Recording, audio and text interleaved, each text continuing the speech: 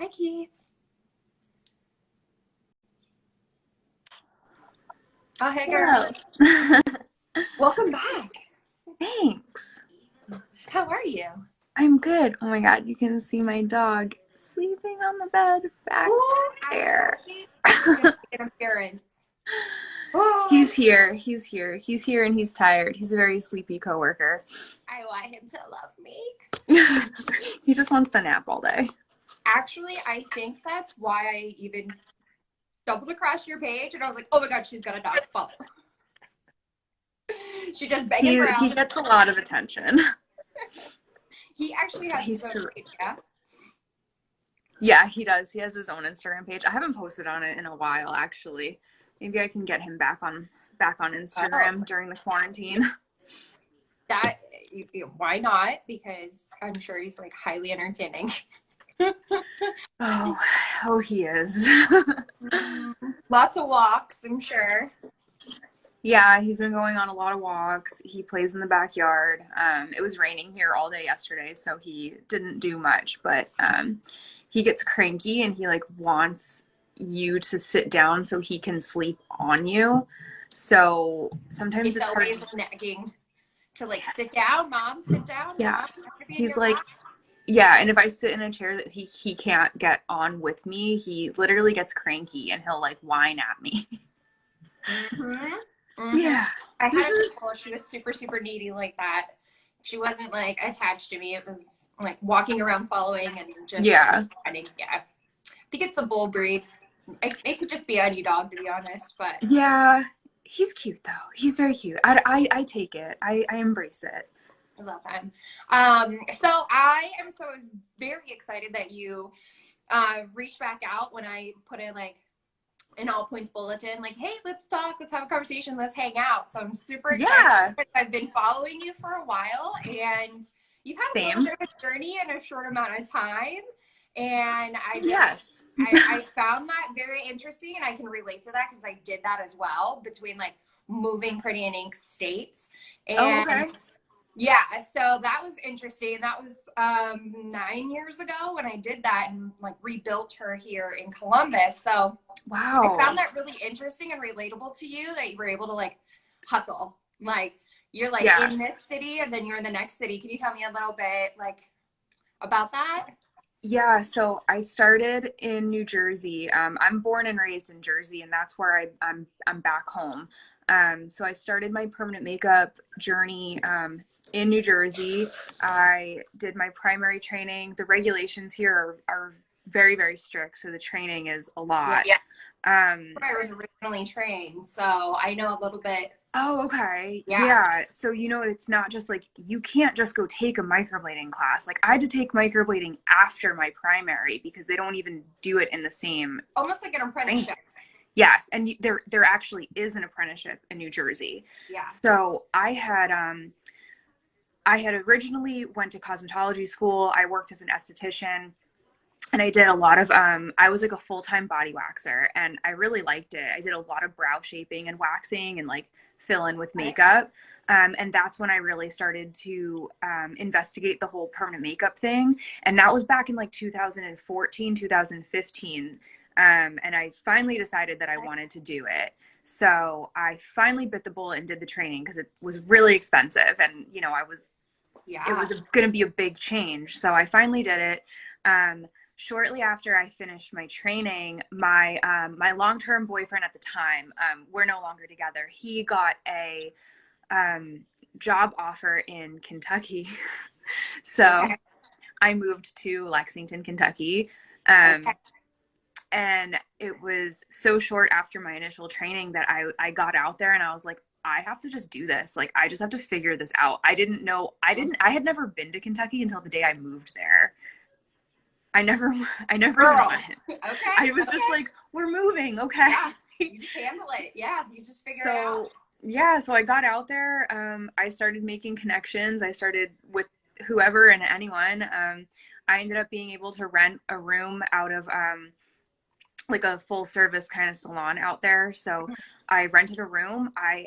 Advertised. I just advertised the crap out of myself. I practiced all the time, on latex and everything. I started to, oh yeah, that's, Amber. I did her brows in Kentucky. Hi.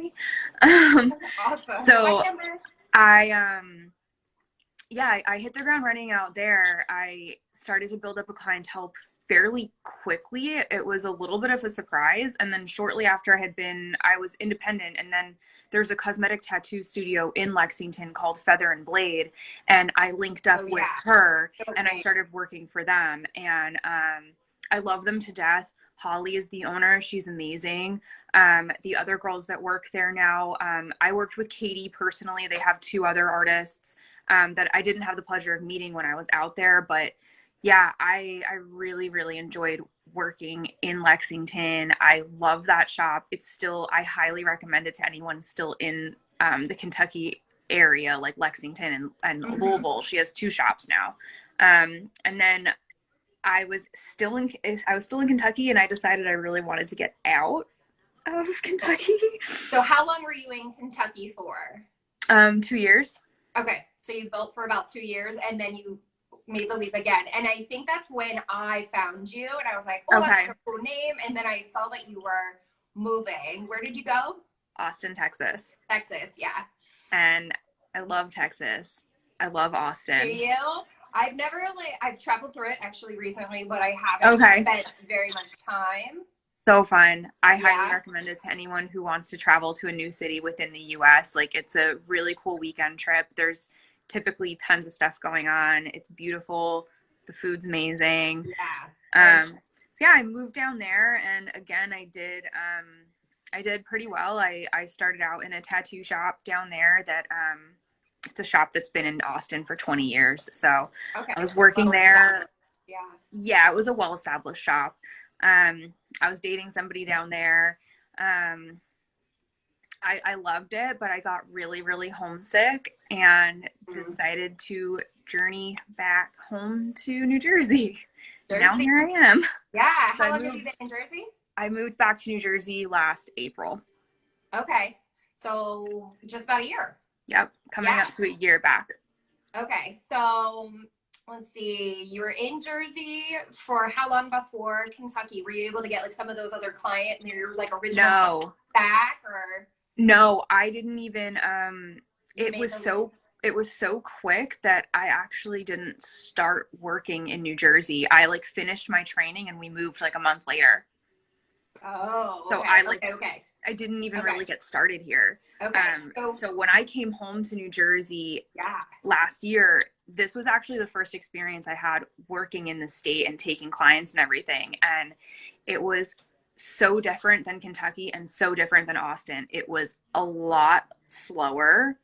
I've had, it was definitely more difficult to build up here. I've Mhm. still been trying to figure out exactly why, because I'm from here. So I'm like, guys, I grew up Yeah. here. I know everyone Yeah. here. Like, why am I so slow? But Yeah. unfortunately, or fortunately, I was starting to pick up. I was doing really well. The past 2 months were a really good Yeah. turnaround. Ours were too. And now coronavirus. So No, yeah. Yeah, so I have a theory about sort of your journey. So when you went to Lexington, that was like the huge influx of blading. So yeah, you had a huge background in what the industry calls PMU, and yeah, then you picked up blading, I'm assuming, and then yes, you were able to like stay super super busy because the industry wasn't saturated. But that is true. and then obviously like moving then locations, then more and more people started to do it and offer it. So then Yeah, the pieces of the pie got a lot smaller for a lot of us, which is just the nature of it, I guess. yeah, But kudos to you for rebuilding. I have only moved pretty new once, and it took me 5 years to be able to make rent on my own without feeling like I was going to yeah, be on commission at a salon or something that kind of be its own entity. It took a while to build, and a lot of that that boost and that that bump was right around like 15 and 16, 2015 and 16, when Yeah. microblading came on the scene, and I personally was like holding my butt, and I was like, what the hell is this? What is Yeah. microblading? People are cutting people's skin and Yeah. smearing stuff in it. What is this? It was so foreign. No, it was, and it really did that. Those were the years that it really boomed. And it was interesting to watch because it was becoming really popular in California. I felt like I saw it a lot in California and a lot in Canada. Yeah. I saw it getting really popular there and then kind of trickling down, and everybody else was starting to pick up on it. I feel like New Jersey's been like a late bloomer on the whole microblading thing. That's I feel like interesting. I bet you it's because of the regulations. I do think that that has a huge thing to do with it because while a lot of areas, like you were saying, are really saturated now with artists, and that definitely, you know, can make it a little bit more competitive with building clientele when you're next to a handful of other artists. Yeah. Because the regulations are so tight in Jersey, I do feel like there are less of us here. So I actually do think that the market saturation here is lower, but I also am right next to New York and Pennsylvania. So they don't have those regulations. So a lot of people, I went to New York to get my eyebrows done because there was nobody in New Jersey that I wanted to go to, I guess is more. But I was like, I'll go to Brooklyn, whatever. And I drove an hour and went into Brooklyn and got my eyebrows done because there's less regulations there. Yeah, I'm totally with you. I was here in Columbus, and when I got here, you know, I'm hunting and looking for anybody else that was doing what I was doing, and there wasn't a whole lot doing, or, you know, and if they were doing it, they didn't have an online presence. Yes, that too. And you know, I didn't even drive states, girl. I tattooed my own face. Oh my God. With my own eyebrow. Did you really? I always get asked if I do my own, and I'm like, no, I don't really want to. I'm gonna go have somebody else do them. Don't do it. I didn't say it was a good idea, but I get asked that a lot, honestly. It was so strange. It was so strange. I can imagine. That's a kind of a funny conversation. Yeah. I have been watching a few girls doing their own permanent makeup, and kudos to them. I don't think I could do it.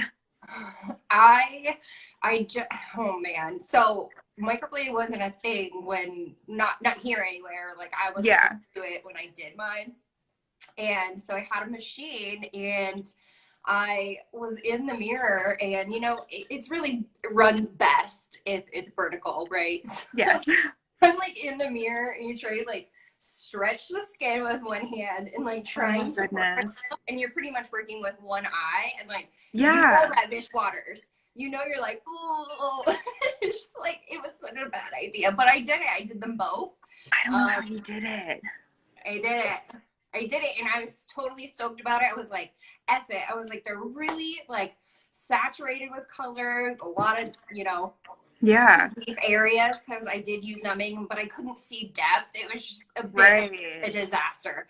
But I went and I got trained for a non-laser removal, and so I actually had a lot of the pigment removed on that too. So they've been, you know, through some things. Yeah. Normal. Totally normal. Yeah. It's our industry. I mean, you know, stylists feel the same way about their hair, and, you know, exactly, and stuff like that. Exactly. Yeah. Cool. Well, yeah, for your work is amazing. So I know you do a lot of blading up front, and then a lot of the shade. Yeah. And the ombre. Have you kind of just kind of like went running with that, or did you start with like only hair strokes at one time, or fading at one time? What was your your technique progression, I guess? So I learned all machine first, and then very shortly after I did a microblading class. So then I learned microblading separately, and then I started getting into like the combo brows, and I did another I've taken a bunch of classes. So then I did an ombre brow class. I did a combination brow class as well, actually. That was one of my first 3 classes. Okay. But I stuck with a lot of microblading in the beginning because the machine kind of scared me. I was like, oh, I don't know. Like it just was intimidating. So I stuck with a lot of microblading and did a lot of just microblading. But obviously, as you know, you start to learn more about working on different skin types, working with different brows, the way that the brow comes in, and you start to learn that maybe microblading isn't going to heal the best on these people. So it was a lot of trial and error, and it was a lot of like eventually seeing my clients back and being like, oh, I guess microblading alone like wasn't the best option. Like I think we really need to do some shading. So eventually I just started combining the two, and it Magic. yeah, it definitely took off. It definitely became my most popular, and now I'm almost a bigger fan of, like you were saying, doing the strokes in the front and then shading in the rest of the brow. It's just a technique that I like and a look that I like, and it works for a lot of my clients, especially if they have really sparse tails or arches, or if it's like non-existent. Because I almost feel like sometimes just microblading will look too sparse anyway. Yeah. And then sometimes, yeah. Like, what did that pay for? Like, exactly. Well, it's natural, and it also is like the big seller of when microblading came out was like, it's made to fade kind of thing. It's like semi-permanent. And, yeah. But yeah, so yeah, shading holds up well. I think it gives your clients a better bang for their buck. Absolutely. I agree with you in that aspect so much. Oh, one of the things, speaking on that, like permanent word, yeah, I appreciated that I thought on your page, I saw something where you had an article or something like that, say cosmetic tattooing. Yeah. So I resonate with that phrase with our industry a lot more than permanent makeup. Yeah. I was curious if that's kind of the reason you posted that as well. If you prefer to call our industry like cosmetic tattooing as opposed to permanent cosmetics. I do like the phrase cosmetic tattooing and kind of using that as the blanket term of all of the techniques that we would go and use. I don't like it when people talk about things being semi-permanent and stuff like that. So I think really enforcing it by saying like it's a tattoo, because there's so many people still that don't equate microblading as a tattoo, and it is a tattoo. Is it going to fade and require touch-ups? Yes, but there's no, you don't know how much it'll fade on one person versus another. Have I seen it completely fade? I have, but I've also seen people back in 3 years later, and I'm like, dang, your brows look good. Like they're still there.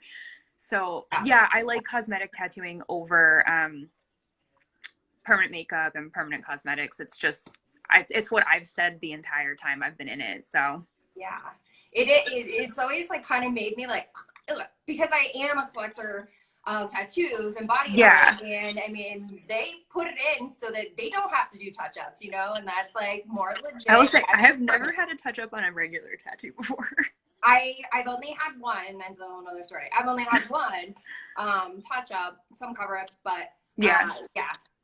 I just really like that on your page a lot. The more I kind of like have watched you over the last year or so, I think, I'm like, damn, we have a lot of like parallels that are like really cool. And when I put out the message, like, does anybody want to talk to me? Want to go out? Want to hang out? And you like accepted, and I was like tickled. I was like, yes, this is cool. Yeah. Because I get to like ask you the questions and kind of like why, we even started interacting anyway. So yeah, absolutely. No, I think this is awesome. It's a great way to connect, especially during this very strange time that we're in.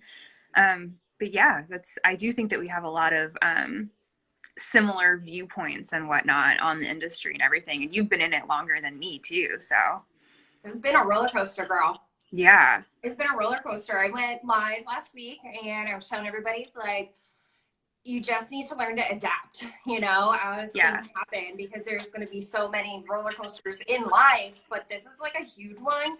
But, in 2008, when the market crashed, like everybody had to learn to adapt, and everybody came back and everybody started to build and thrive. And like, you could get torn down to nothing here if you have your life and your health is good and you can figure out a way to turn numbers as soon as like you're able, like you can build again. Like, nobody wants to like start all over, but at the same time, there's like a beauty in renewal, right?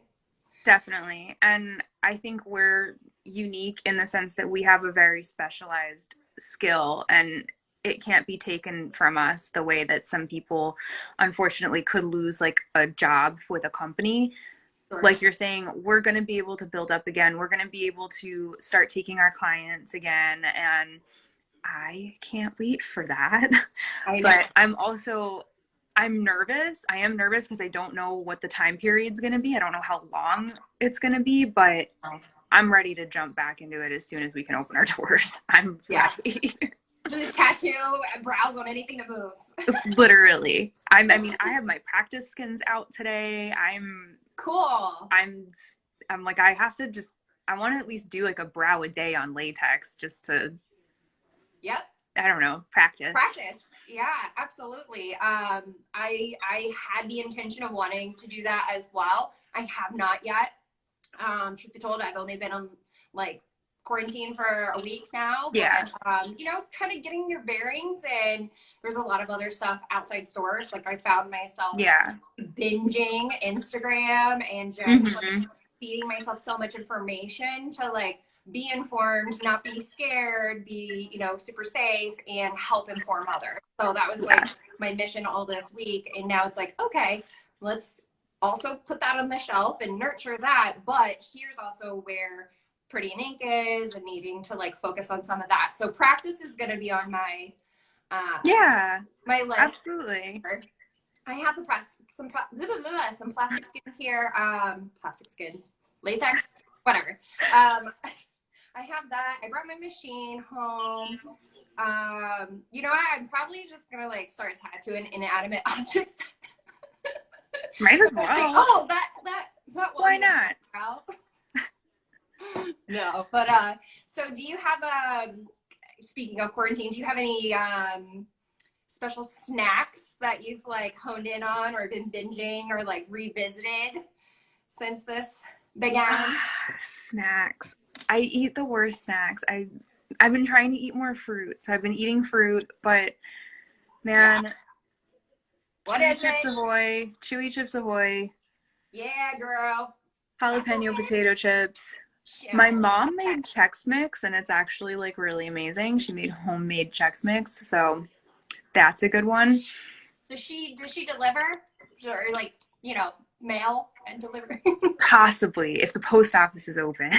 Right. If there's any left, also. I don't even know if there's any left. That's fair. But yeah, that's been I've been trying to not snack too much. I just feel like it's so easy to just keep going to the kitchen and eat all day long. Yeah, for sure. I noticed the first few days that I was so consumed with the phone and everything that time was like passing. And like, oh God, I didn't eat at all. And, you know, I woke up at like 8 or 9 and it's like 2 p.m. And I'm like, well, I'm starving. I'm starting not to feel well. So, you know, kind of feeling like I must have to like schedule myself to eat and remember, because I did have a system and I had a pretty strict schedule while we were open. Yeah. Where, you know, you have clients coming in, you have this going on, and you want to make sure that you're healthy and that you're, you know, the best person that you can be when you show up for your clients. So like, you know, my eating was fantastic. Well, I mean, you have your Chips Ahoy, girl, and your Chex Mix. I've been binging on like the huge economy size of Flavor Blast Goldfish. Oh, that sounds good. That sounds really good. This is like, I'm so scared to go to the store now. I haven't been to a store in like days, and I'm gonna have to like make a list and then like put a hazmat suit on and like make a snack run eventually. Super unnerving leaving. I'm not gonna lie. I know that a lot of people have, you know, fear of leaving, and they're like, some people don't at all, but I think there's a different kind of awareness when you're in our industry. You know, we deal with bloodborne pathogens and training and everything like that. And so we have this, like, we have always worked in our industry as if something is contaminated, you know? So we just know that everything could be, and you just take all the precautions. So now it's like, Yeah. oh, so it's not just the studio in our life, like, or, you know, in that area of our life, but it's like our whole life walking outside the door. Like, Yes, absolutely. I know that was one of the first things that happened before, honestly, before I realized how serious this pandemic was. Because at first I was like, a flu virus. I'm like, okay, that sounds awful. I'm like, work. I'm like, I already follow universal precautions. I already same, yeah. go by OSHA standards, and I act like everybody's sick no matter what. So I'm like, like this isn't going to be a big thing. And then it does translate, and I'm happy to have all of that knowledge translate over to something in real life like this. Yeah, it does translate for us. Yeah, just to help keep ourselves better protected, and even just help educate others and family members and things like that. Like as simple as like how to wash your hands properly. Like so many people don't wash their hands properly, but they've never taken, you know, OSHA and bloodborne pathogens trainings that teach you how to wash your hands. Yeah. But yeah, it's a scary time, but I am happy for some of the knowledge that we have does translate to this, and it's good. Absolutely. I left the house yesterday. I took about 80 to 100 masks, gloves, and then I had a ton of dental bibs, and I had no idea if I'm going to use them, but they do have that like plastic and paper back, you know? Yeah, so yeah. If somebody needs to wrap something for protection, like it could technically be. Yeah, you could use it as some kind of like barrier. There's a barrier, yeah. So I just took them like a huge ass box of that, of those. And when I was driving, I started to freak out in my head. And this is why I freaked out. It wasn't because I felt like, you know, that virus is airborne and I'm going to get it. Yeah. I was so scared to do something wrong in my car or somebody else do something wrong in their car and there was an accident. There was far too many cars on the road, and the last thing you want to do is have an accident. No. And then maybe if it was, you know, bad enough, like then you'd have to go to the hospital. Like I was freaking out. I didn't even think of that. In my head, I dropped everything off. I didn't even want to take the highway because if you're going fast, that's like higher impact. Yeah. It just like processed in my head. I got home and I was like, you know, washed my hands, washed my face, everything. And then I just collapsed. Like I went to sleep. I took a nap because I was just like, just like the stress of it. Yeah. Because not only do you not want to get in an accident and go to the hospital, but like you don't want to be that a-hole that was on the road that caused an accident. I know. And now you have like emergency vehicles and people that should be dealing with, you know, absolutely, people that are sick in this pandemic, and now you've put yourself in this position in everybody else. Yeah. No, I do. I completely understand what you mean. I was like, I gotta get home. I drove home. I spent the weekend at my boyfriend's house, and I drove home Sunday evening because he's actually still has to go to work right now. Oh wow, what does he do? And he's a welder fabricator. Okay. So yeah, he's still like construction is essential, and he's like a component of it.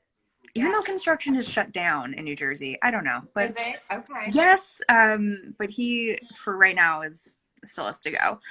Luckily, he has very limited contact in his shop outside, so it's safer than it could be in other situations, I suppose. But I drove home at like 8:30 at night, and it was so like just creepy outside. There was hardly anyone on the roads. It felt like you were driving at like 2:30 in the morning, and it was like 8 o'clock at night. It's like there's no one out here. This is so strange.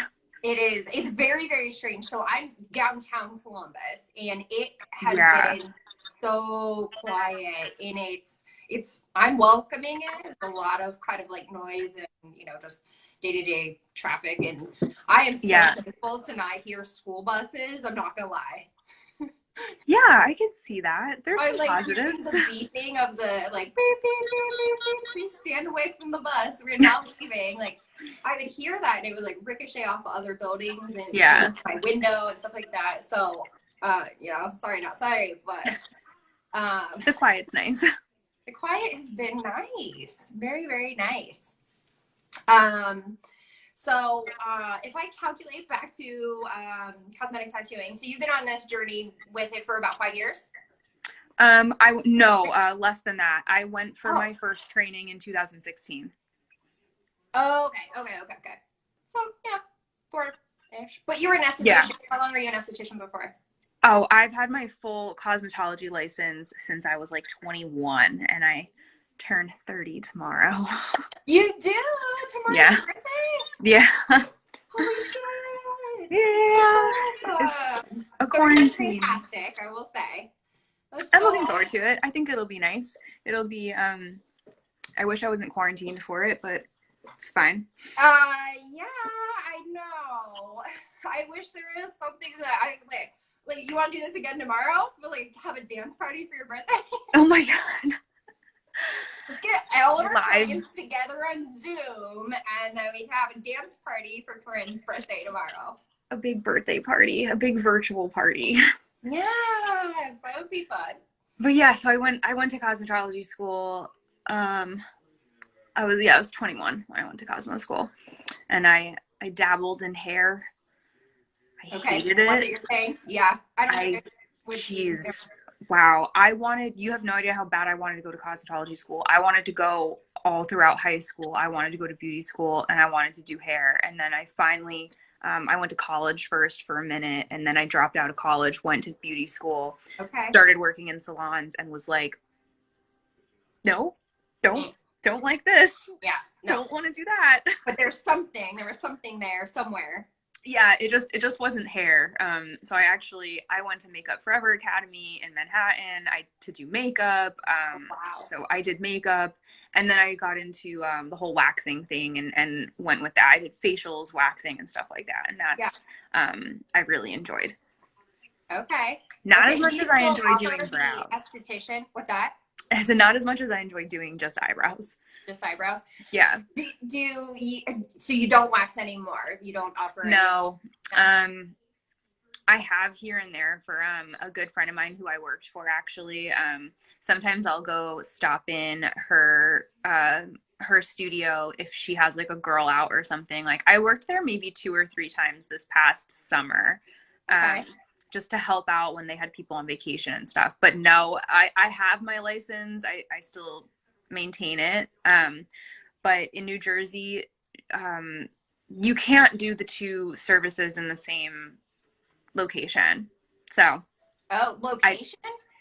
Yeah. So like if you have a studio, it can either be for tattooing or it can be for cosmetology related services, aesthetic related services. You can't cross them at all. So you're legit saying like you cannot be in the same place in a separate room. You have to be in a completely different building. Yes. They have to be 2 separate businesses, 2 separate buildings. Wow.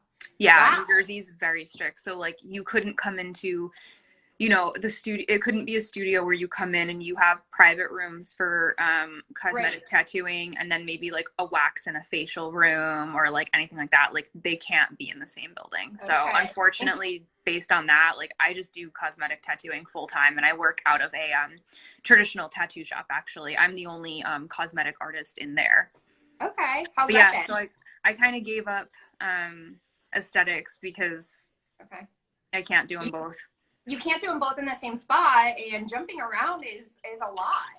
It would hinder my scheduling a lot, because right now I am working. Some of the days that I'm in the shop that I'm at now are like half days, some are full days, and it is all by appointment only. So my schedule just varies so much that like to try and have another job, I don't even know if it would be worth it, because it would just be so much. I don't know. Yeah, no, I totally get it. I worked at multiple places at one time because I was just trying to build, and one was a salon and another place was a medical spa. And for a while, I think it was probably 6 months, almost to a year, I was taking clients in both states. Oh my God. I know. I know how hard that is because I've done it too. Yeah. Yeah. And I thought you might have. So yeah. Yeah, that was crazy.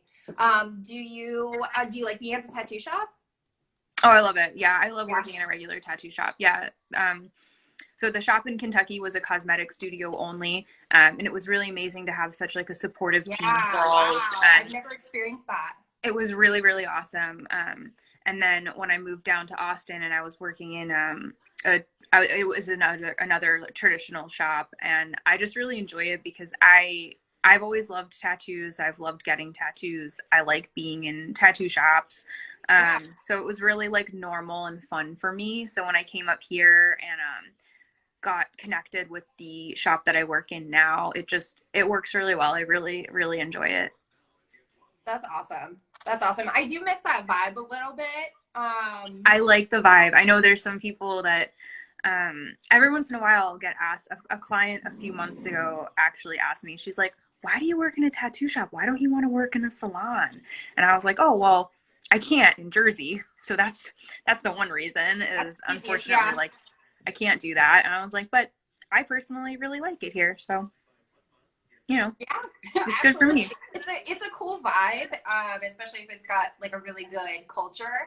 I think Hmm. that it can be really, really super magical because they create constantly, and there's just Yeah. that like energy flowing around. And Yeah. It's great. that was actually when I left and relocated Pretty in Ink. That was one of the things that really took a lot to adjust to, was just like the Hmm. culture that was created at the shop I was at in Pennsylvania, and then going here, it was like pretty much solo, like lone wolf Yeah. status for a while. Um, and I know that at that shop was like, it felt like more of like a family and a community. And like I said, they're always creating. And so Yeah. you just have that always flowing around, and you're like, yeah, okay, cool. And everybody's cutting it up, and like usually Yeah. with great humor and stuff like that if the culture's good. So Yeah, absolutely. I love the people I work with. It's a good time. that's awesome. I want to create that as well as Pretty in Ink, and I've been able to now with a little bit with Sydney. She's been with us for a year now, and Danielle. Yeah, that's so exciting. It is very, very exciting. I've been alone for the most part the whole time I've gotten here to Columbus. I rented a room at a salon. I'm in Hmm. a salon loft, which is basically a huge, like, it was basically curated for hairstylists, and Okay. they had their own rental space. Yes. Yeah, yeah, And I'm familiar with that. I made the leap into one of those, and it was not for me. I was done after like 6 to 9 months, and I was like, I got to get out of here. It was just too much. I liked everybody that was around and like surrounded the area, but like the noise and the hair dryers and Yeah. the wash bowls and stuff that you could hear. And we're talking to our clients like right here and having Yes. conversations so close, and I'm like, oh, it's so loud. And anyway, so when I got into this location here, it was like, okay, I want to create, this really cool cosmetic tattooing Yeah. place similar to a tattoo shop, have that kind of vibe and that culture I love where we're that. like building each other up, and we're trying to like, just live our best life and literally Yeah. create a really great positive work environment that we both can like, all of us can lift each other up from. So Feather and Blade, I was pretty jealous of Feather and Blade. I That was miss it a lot. yeah, Yeah, that shop is really, really awesome. yeah. Super cool. It Super looked cool like it. shop. The concept is amazing. Yeah, Holly did a great job with it. That shop is just so cool. That's awesome. I'm sure you learned a lot. Yeah, definitely. Yeah, It was really great to be working with other artists to bounce things off of. yeah.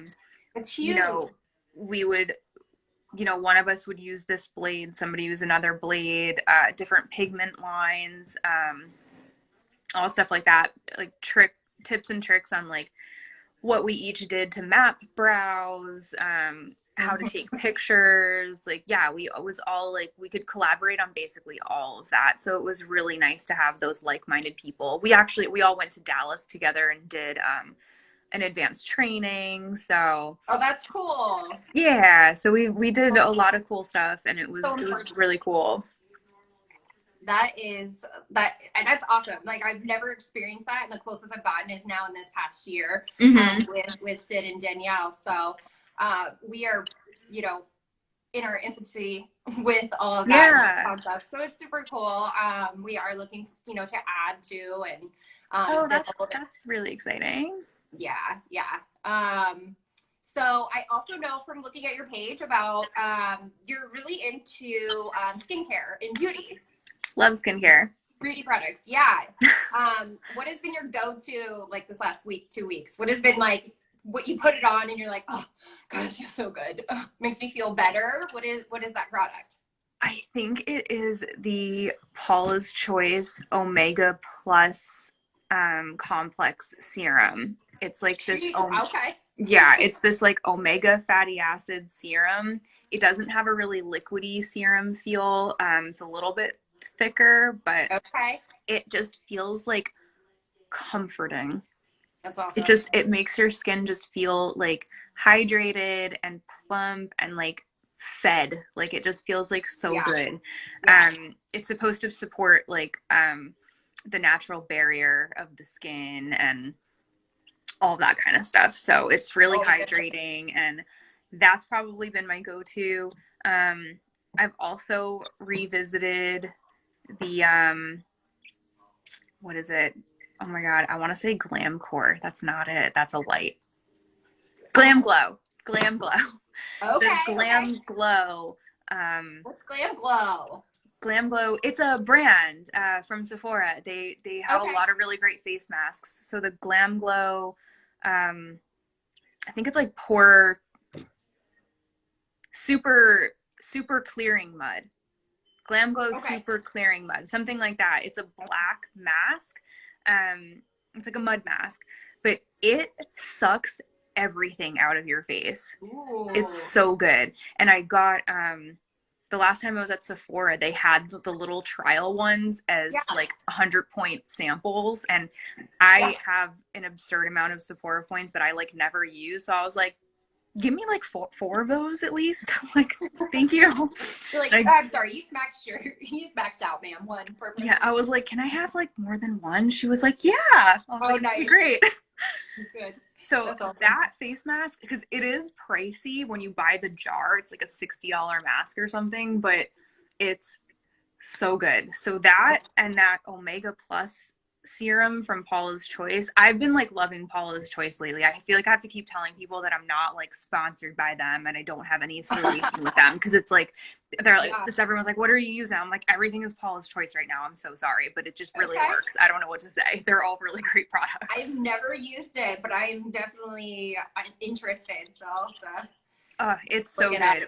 The product that got me hooked on Paula's Choice is their 2% BHA liquid exfoliant. It's liquid salicylic acid.